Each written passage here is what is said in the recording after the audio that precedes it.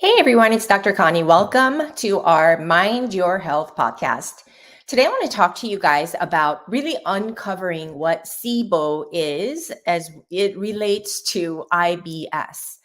They are sort of a controversial diagnostic, sort of a digestive disorder because it has so many different ways that it manifests in different people. Some people get constipated. Some people are diuretic. Some people have cramping. Some people have bloating, gas, all the things. And then they overlap. And really 80% of the people who have IBS is said to have SIBO. And so you want to kind of understand sort of what this is. But it's an overall term. IBS is known as gastroenterologist diagnosed like a difficult GI case, where it's like an ongoing digestive discomfort. For women, especially, this can pose a real embarrassing situation where you might let out gas in downward dog in a yoga class, or be bloated so much so that you can't fit into your skinny jeans and you start to put on the pounds. And what you have to understand is this is why I focus so much on the gut health, because it's the pathway, it's the entryway point into your body. It's the filtration system, right?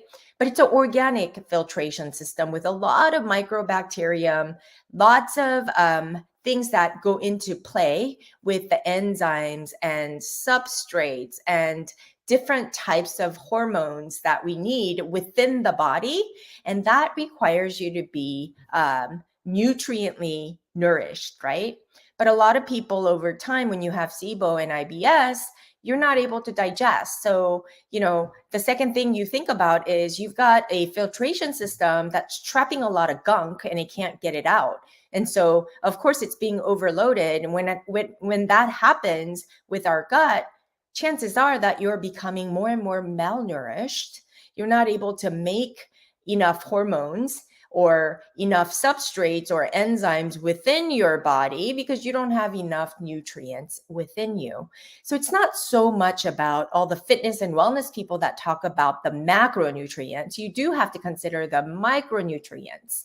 And today I'm going to talk to you about why it's so important for you to, as you move your body in the name of health and wellness, to make sure that you're properly balancing out your autonomic nervous system, because a lot of people in the name of health and wellness, it's causing a lot of stress to their body, causing inflammation.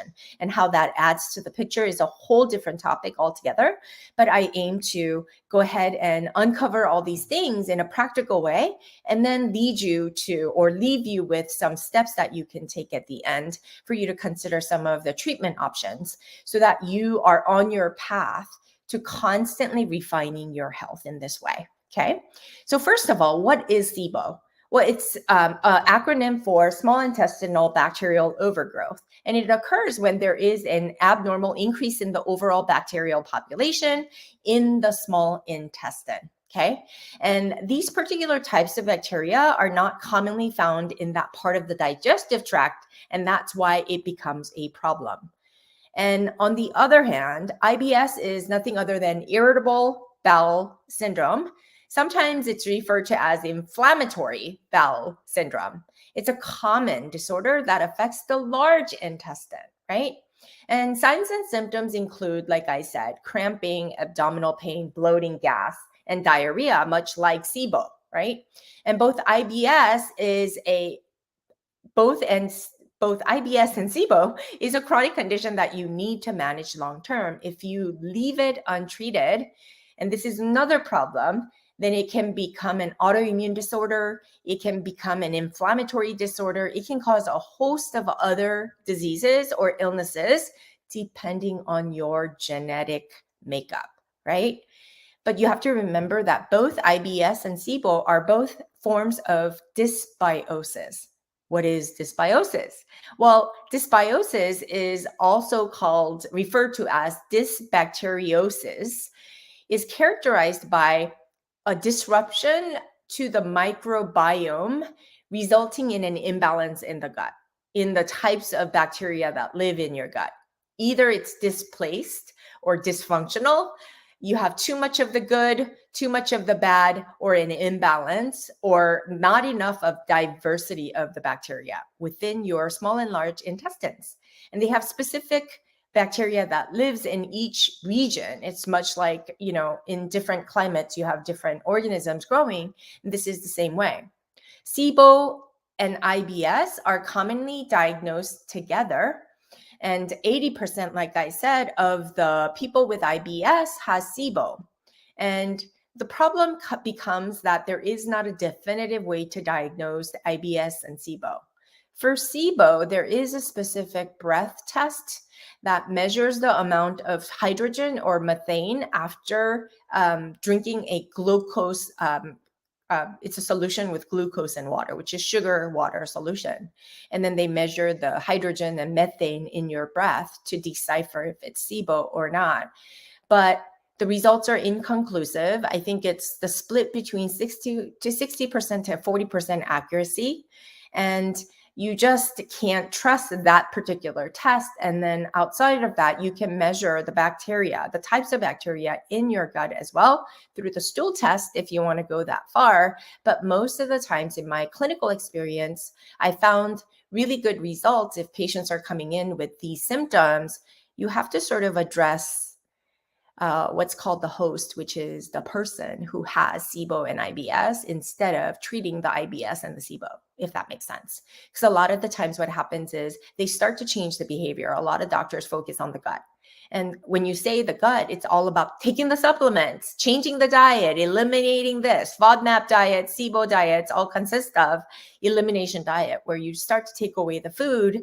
Well, for me, that's a problem because it perpetuates the dysbiosis because, like I said, you need diversity of bacteria in there. And the more you eliminate the food and the patients become scared of the food, guess what that does?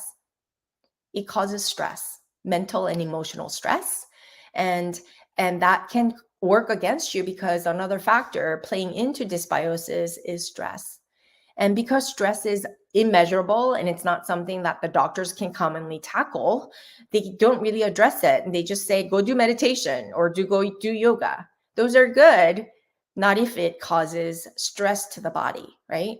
And a lot of people think, a lot of people that I've been reading in the social media and online is that in the health and wellness field, they have a lot of CrossFit, lots of HIIT people like HIIT or HIIT, high intensity interval workouts, right? Or interval training. It can cause a lot of stress because there's a lot of repetitive movement in an already inflammatory body that's not getting enough energy into the body. And so there's not a balance in the input and the output. And no matter how healthy your diet may be, if the host itself is not healthy, the bacteria can't be balanced. And then whatever you put into the body is not optimally fueled and used. And so it doesn't really matter if you work that out to create more inflammation. So it's this constant cycle of inflammatory lifestyle that is being perpetuated to cause dysbiosis. And the truth be told, a lot of people, they give up with the digestive issues and they start to avoid food or to go all at it and just risk being bloated. And they just think this is the way they are because the doctors can't diagnose it. They tell you the blood labs and everything look fine. And so the patients are left with this chronic constipation. They look to other means of therapy like medications and other bowel moving laxatives and such, which further causes imbalance in the gut with the microbiome, right? Further dysbiosis continues, right? And so it just gets exacerbated over time. And if left untreated, it gets worse and worse and worse until it gets to a point where, depending on your genetic makeup there again, you end up with a disease, right? And so it's important to address it because it can also lead to nutrient deficiencies and gut permeability issues that further perpetuate the nutrient deficiency.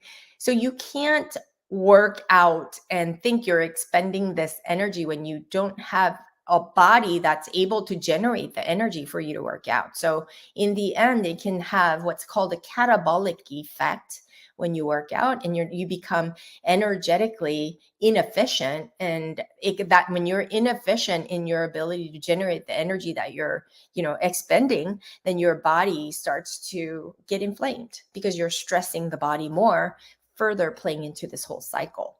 So it's important to really remember, if you've got an imbalance in the gut, too much of the bad, there are herbal therapy supplements that's equivalent to what's called rifaximin, which is like commonly prescribed for SIBO, like to kill off the bad bacteria, right? And you give it for a prolonged periods of time, but you have to make sure when you do things like that, then you are further replenishing your body with enough probiotics to grow the good bacteria that you need to survive, right? To optimize your health. So there's multi-dimensional ways to think about this. It's never just one way. And I have to tell you that the things that you're doing right now, if it's not working, you need to take a stop and take a real good assessment, reevaluate so that you can switch your position and your tactics and really strategize to make this work for you so that you can optimize your life and your health. And so what do you do, right? Well, number one is that herbal remedy can be used. It's like a supplement to balance the microbiome. We do have that in our store. It's in our link is in my bio. It's called GI Alkalize. It's a host of herbal supplements that balances out the bad bacteria, kills it off through the herbal gentle supplements over time. And you might need to dose that out for 30 days, 60 days, depending on your symptoms. And then you might have to cycle them through until things normalize. Coupled with that, you have to strategically remove foods that can be worsening the symptoms, such as gluten, dairy, and sugar. I'm not a big fan of, eliminate gluten forever because gluten is toxic. And it's like a blanket statement that you make, and then the person may not be sensitive to it. If you heal the gut, you guys, most of your food sensitivities will go away. Okay. It's common sense and it happens. And if you have gut permeability, you will have sensitivity to most of the things because your immune system is very hyperactive because of all the things input coming in through your gut that has become so permeable. It's the filtration system that is letting in all the junk into your house almost, right? You have dust mites all over. So you're going to have to remove that. And you're going to be sensitive to all the dust if you have an influx of them. So think about it as you need to first heal your gut. So glutamine supplement is another thing to really seal your gut, which is a supplement proven to help you. But that alone won't do it because, like I said, stress is another thing, right? So really incorporate meditation and mindfulness into your lifestyle. And if you don't know what the hell that means, start with just sitting in silence and breathing for 5 minutes and just focusing on your breath. And that in itself will calm the nervous system to balance it out. So it's not reactive, the vagal nerve, through the input from the autonomic nervous system. Autonomic nervous system having two parts, which is the fight or flight, like stressed out, stressed to the max, like the gas pedal on, versus calm and digest. And you want balance of the two. And too often we're always on the go, go, go, go, go, go. And we never put the brakes on long enough to pause. And so I encourage you to pause. And this is where if you struggle chronically with gut issues, another thing to consider is what's your exercise regimen? Are you doing like weekend warrior type exercises where you're doing HIIT training or heavy lifting or cardio run like a marathon and then taxing your body to cause inflammation? Well, that goes against you to cause more gut permeability. So that's why I would like to shift you into more the calm, mindful exercise that connects the mind to the breath. It's been proven to really facilitate the vagal nerve output to influence the autonomic nervous system to create this harmony within the body. When the autonomic nervous system is balanced between calm and zen with the fight or flight, then naturally your body will be optimized to heal. And that's exactly what you want to create. So consider toning down a bit with your exercises, because you can't outrun your gut permeability, or you can't outrun your diet either. So you have to strike a fine balance. It's not all or none, but you have to have your own balance. And it's not the same for everybody. So just because an expert or a doctor tells you do this or do that, FODMAP and the likes, it's not enough to eliminate those things. I get why they're saying that, to eliminate the symptoms. But again, that's only a Band-Aid approach. You want a strategic system, a healing system that's going to take you long term. Okay. And then before eating, make sure to calm your nerves and focus on eating only. A lot of the times we're inhaling the foods and we're doing other things while we're eating. Guilty as charged, right? This is our common lifestyle. And so it matters what you're eating as much as it matters what state you're in while you're eating it, right? And another common sense thing is to chew your food slowly. Really come back to your senses, chew and feel the texture, smell your food, taste the food, and swallow your food, okay, thoroughly, without mixing it up with too much water during your meals, because water can dilute your digestive enzymes, and that will affect your acid reflux and so forth, right? And I want you to drink water when you're not eating meals so that you replenish and get more water into your digestive tract to facilitate that peristalsis, because digestive tract is really a big, huge muscle. It has autonomic input to have this movement in the gut to move the excess down the line so that you can defecate, right? And remember, as I said, be mindful of your being when you're eating. Never eat when you're angry, sad, or mad. Okay. I'm going to have a list of these things as a download, as a download that you can keep in mind as a checklist, so that you can keep that in mind when you're eating and thinking about like really healing from your SIBO as well as your IBS. And nipping this in the bud is going to be a lifelong effort, because with the medications, the stress, and there's a lot of environmental factors that we can't address all the time. So we have to be vigilant about protecting our gut and protecting what goes into our body, not just by behavior, but it's also by protecting what's within. The state of our wellness depends on state of your being. So always remember that. And again, as I said, this checklist will be available for you as a download in this episode. Click the link below. And thank you so much for watching and listening. And if you enjoyed this, please subscribe to our Mind Your podcast. And you can always find me to share more of these insights on @Dr. Connie Chung, as well as drconniechung.com is where you can find all the supplements that I commonly prescribe to my patients in my functional medical practice.